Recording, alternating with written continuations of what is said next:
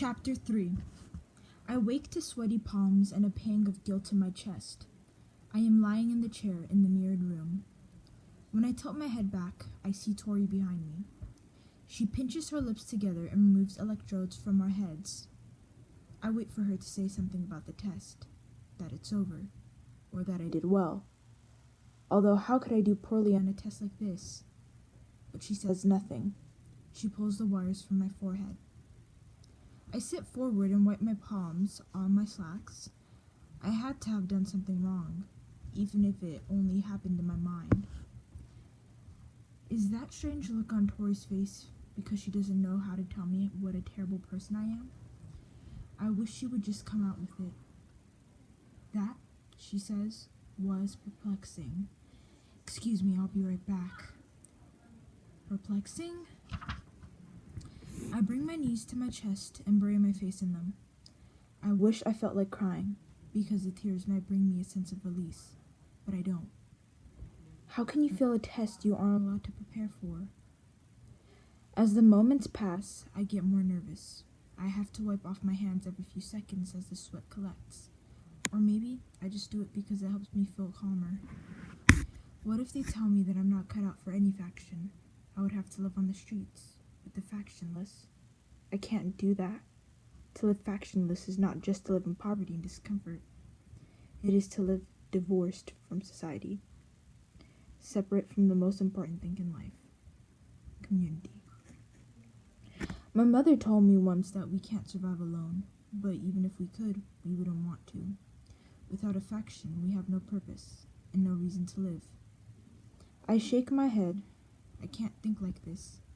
I have to stay calm. Finally, the door opens and Tori walks back in. I grip the arms of the chair. Sorry to worry you, Tori says. She stands by my feet with her hands in her pockets. She looks tense and pale. Beatrice, your results were inconclusive, she says. Typically, each stage of the simulation eliminates one or more of the factions, but in your case, only 2 have been ruled out. I stare at her. 2? I ask. My throat is so tight, it's hard to talk. If you had shown an automatic distaste for the knife and selected the cheese, the simulation would have led you to a different scenario that confirmed your aptitude for amity. That didn't happen, which is why amity is out. Tori scratches the back of her neck. Normally, the simulation progresses in a linear fashion, isolating one faction by ruling out the rest. The choices you made didn't even allow candor, the next possibility to be ruled out. So I had to alter the simulation to put you on the bus. And there, your insistence upon dishonesty ruled out candor. She half smiles. Don't worry about that. Only the candor tell the truth in that one. One of the knots in my chest loosens. Maybe I'm not an awful person. I suppose that's not entirely true. People who tell the truth are the candor and the abnegation, she says, which gives us a problem. My mouth falls open. On the one hand, you threw yourself on the dog rather than let it attack the little girl, which is an abnegation-oriented response. But on the other, when the man told you the truth would save him, you still refused to tell it. Not an abnegation-oriented response, she sighs. Not running from the dog suggests dauntless, but so does taking the knife, which you didn't do. She clears her throat and continues. Your intelligent response to the dog indicates strong alignment with the erudite. I have no idea what to make of your indecision in stage 1, but wait, I interrupt her. So you have no idea what my aptitude is? Yes and no. My conclusion, she explains, is that you display equal aptitude for abnegation, dauntless, and erudite. People who get this kind of result are...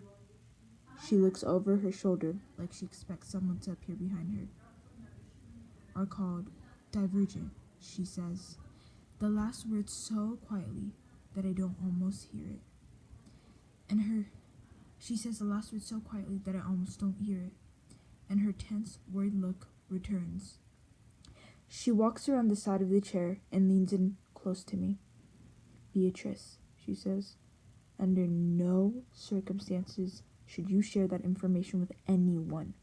This is very important. We aren't supposed to share our results. I know that. I nod. No. Tori kneels next to the chair now and places her arms on the armrest. Our faces are inches apart. This is different. I don't mean you shouldn't share them now. I mean you should never share them with anyone. Ever. No matter what happens. Divergence is extremely dangerous. You understand? I don't understand. How can inconclusive test results be dangerous? But I still nod. I don't want to share my test results with anyone anyway. Okay. I peel my hands from the arms of the chair and stand. I feel unsteady. I suggest, Tori says, that you go home. You have a lot of thinking to do, and waiting with the others may not benefit you. I have to tell my brother where I'm going. I'll let him know. I touch my forehead and stare at the floor as I walk out of the room. I can't bear to look her in the eye. Can't bear to think about the choosing ceremony tomorrow. It's my choice now, no matter what the test says. Abnegation, dauntless, erudite, divergent. I decide not to take the bus. If I get home early, my father will notice when he checks the house log at the end of the day, and I'll have to explain what happened. Instead, I walk. I'll have to intercept Caleb before he mentions anything to our parents. But Caleb can keep a secret. I walk in the middle of the road. The buses tend to hug the curb, so it's safer here. Sometimes on the streets near my house, I can see places where the yellow lines used to be. We have no use for them now that there are so few cars. We don't need stoplights either, but in some places they dangle precariously over the road like they might crash down any minute. Renovation moves slowly through the city, which is a patchwork of new, clean buildings and old, crumbling ones. Most of the new buildings are next to the marsh, which used to be a lake a long time ago. The Abnegation Volunteer Agency my mother works for is responsible for most of these renovations. When I look at the Abnegation lifestyle as an outsider, I think it's beautiful. When I watch my family move in harmony, when we go to dinner parties and everyone cleans together afterward without having to be asked, when I see Caleb help strangers carry their groceries, I fall in love with this life all over again. It's only when I try to live it myself that I have trouble. It never feels genuine. But choosing a different faction means I forsake my family, permanently. Just past the Abnegation sector of the city is the stretch of buildings, skeletons, and broken sidewalks that I now walk through. There are places where the road has completely collapsed, revealing sewer systems and empty subways that I have to be careful to avoid, and places that stink so powerfully of sewage and trash that I have to plug my nose. This is where the factionless live, because they failed to complete initiation into whatever faction they chose. They live in poverty, doing the work no one else wants to. They are the janitors and the construction workers and garbage collectors. They make fabric and operate trains and drive buses. In return for their work, they get food and clothing. But, as my mother says, not enough of either. I see a factionless man standing on the corner up ahead. He wears ragged brown clothing and skin sags from his jaw. He stares at me, and I stare back at him, unable to look away. "Excuse me," he says. His voice is raspy. "Do you have something I can eat?" I feel a lump in my throat. A stern voice in my head says, "Duck your head and keep walking." No, I shake my head.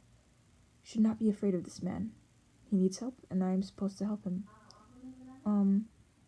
Yes, I say. I reach into my bag. My father tells me to keep food in my bag at all times for exactly this reason. I offer the man a small bag of dried apple slices. He reaches for them, but instead of taking the bag, his hand closes around my wrist. He smiles at me. He has a gap between his front teeth. "My, don't you have pretty eyes," he says. It's a shame the rest of you is so plain. My heart pounds. I tug my hand back, but his grip tightens. I smell something acrid and unpleasant on his breath. You look a little young to be walking around by yourself, dear, he says. I stop tugging and stand up straighter. I know I look young. I don't need to be reminded. I'm older than I look, I retort. I'm 16. His lips spread wide, revealing a gray molar with a dark pit in the side. I can't tell if he's smiling or grimacing. Then isn't today a special day for you? The day before you choose? Let go of me, I say. I hear ringing in my ears. My voice sounds clear and stern, not what I expected to hear. I feel like it doesn't belong to me. I am ready. I know what to do. I picture myself bringing my elbow back and hitting him. I see the bag of apples flying away from me. I hear my running footsteps. I am prepared to act. But then he releases my wrist, takes the apples, and says, Choose wisely, little girl. Thanks for listening to Chapter 3 of Divergent.